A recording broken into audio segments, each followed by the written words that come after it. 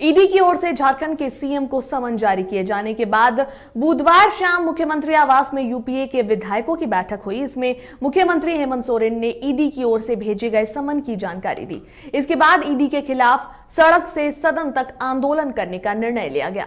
इसके तहत 5 नवंबर को सभी जिला मुख्यालयों में धरना प्रदर्शन किया जाएगा।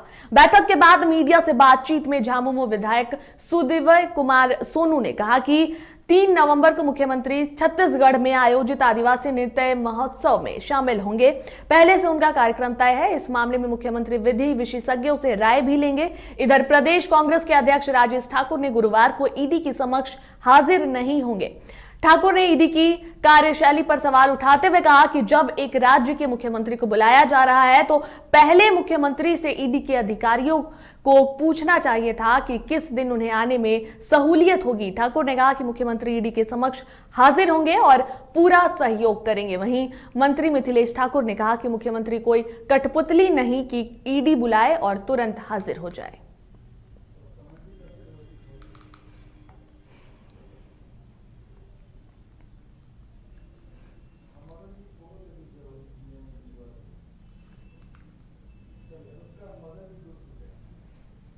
और अधिक जानकारी के लिए हमारे साथ फोन लाइन पर हमारे सहयोगी मदन जुड़ चुके हैं। मदन, ईडी की ओर से झारखंड के सीएम को समन जारी किए जाने के बाद बुधवार शाम जो है मुख्यमंत्री आवास में यूपीए विधायकों की बैठक हुई।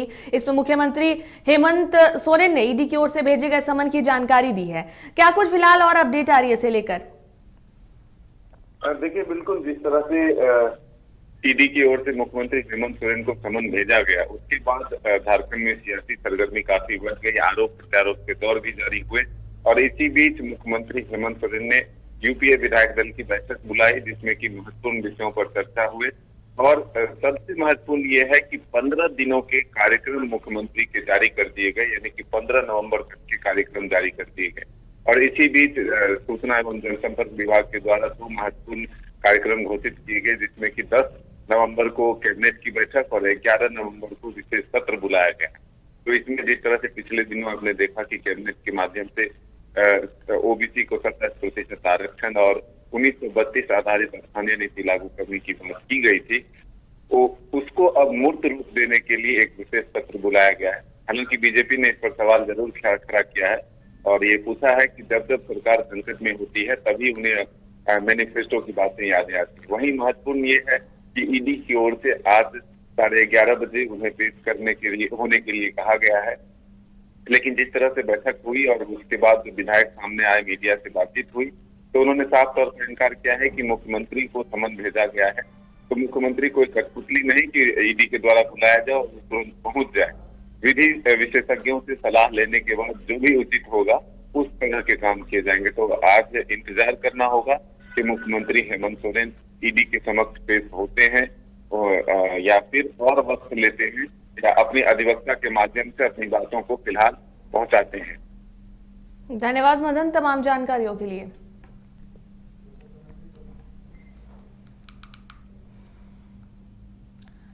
तो आपको बता दें कि ईडी की ओर से झारखंड के सीएम को समन जारी किए जाने के बाद बुधवार शाम मुख्यमंत्री आवास पर जो है यूपीए के विधायकों की बैठक हुई। इसमें मुख्यमंत्री हेमंत सोरेन ने ईडी की ओर से भेजे गए समन की जानकारी दी। इसके बाद ईडी के खिलाफ सड़क सदन तक आंदोलन करने का निर्णय लिया गया। इसके तहत 5 नवंबर को सभी जिला मुख्यालयों में धरना प्रदर्शन किया जाएगा।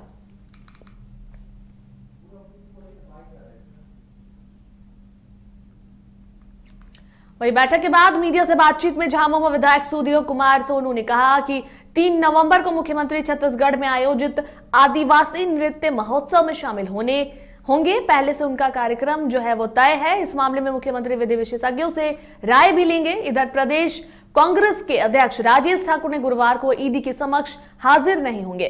ठाकुर ने ईडी की कार्यशैली पर सवाल उठाते हुए कहा कि जब एक राज्य के मुख्यमंत्री को बुलाया जा रहा है तो पहले मुख्यमंत्री से ईडी के अधिकारियों को पूछना चाहिए था कि किस दिन उन्हें आने में सहूलियत होगी। ठाकुर ने कहा कि मुख्यमंत्री ईडी के समक्ष हाजिर होंगे और पूरा सहयोग करेंगे। वहीं मंत्री मिथिलेश ठाकुर ने कहा कि मुख्यमंत्री कोई कठपुतली नहीं है कि ईडी जब बुलाए तो वो तुरंत हाजिर हो जाए।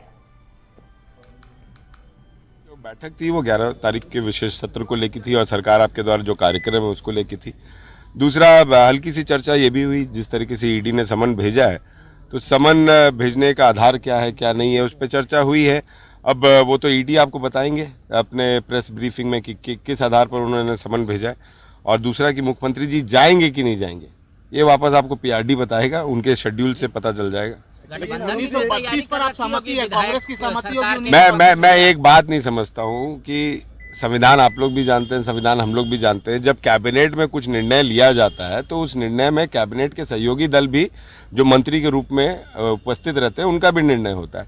तो जब 32 लागू हुआ या फिर जो ओबीसी लागू हुआ कैबिनेट में या फिर जब आपको ओल्ड पेंशन स्कीम आया तो उसमें कांग्रेस के भी मंत्री थे।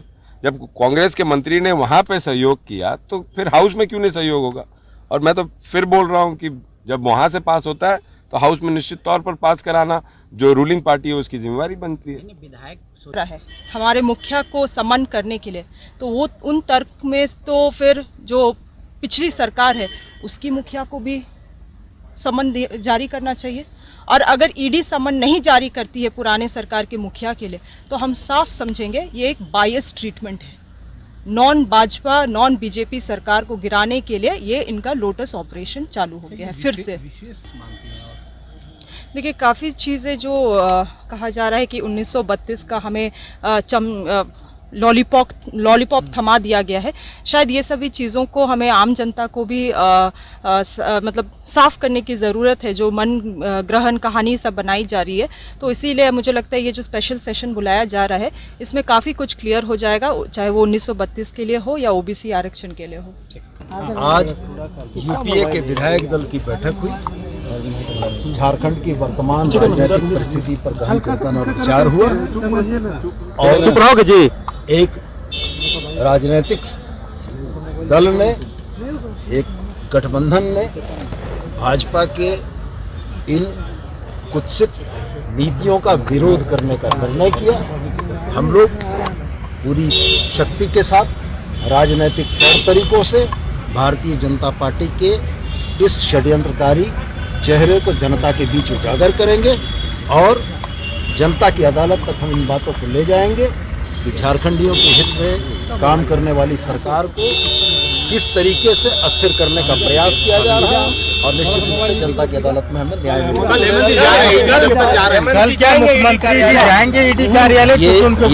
ये माननीय मुख्यमंत्री तय करेंगे, माननीय मुख्यमंत्री इस बात को तय करेंगे। ईडी आप जान रहे हैं कि किसी के इशारे पर ईडी चल रहा है। आज पूरे देश में जो स्वतंत्र एजेंसियां थी वो आज दो लोगों के हाथों में चली गई है, चाहे ईडी हो, चाहे सीबीआई हो, चाहे चुनाव आयोग हो, यहाँ तक सुप्रीम कोर्ट उनके हाथ में चला गया है। अब गरीब आदमी को कोई इंसाफ नहीं मिलेगा। कारण है कि हमारे राज्य के मुख्यमंत्री दलित का बेटा है, आदिवासी का बेटा है, मजदूर का बेटा है, जिसके कारण से भारत में भारतीय जनता पार्टी को पच नहीं रहा है कि गरीब का बेटा मुख्यमंत्री बनेगा। गरीब का बेटा अकेला ज्यादा, मजदूर का बेटा है जो खेत में खलिहान में काम किया वो विधायक बनेगा। इसके कारण से इस प्रकार से भारतीय जनता पार्टी मनोवादी पार्टी है, वो शोषण और दोहन करना जानती है गरीबों को। इसी के कारण से हमारे माननीय मुख्यमंत्री जी हेमंत सोरेन ने दलित के बेटा होने के कारण से उनको तंग तबाह किया जा रहा है कि तबाह हो जाए। लेकिन हम लोग चट्टानी एकता बनाए हैं, गठबंधन की सरकार, इनके मंसूबों पर पानी फेर देंगे और हम 5 साल सरकार चलाएंगे और 24 में फिर चुनाव।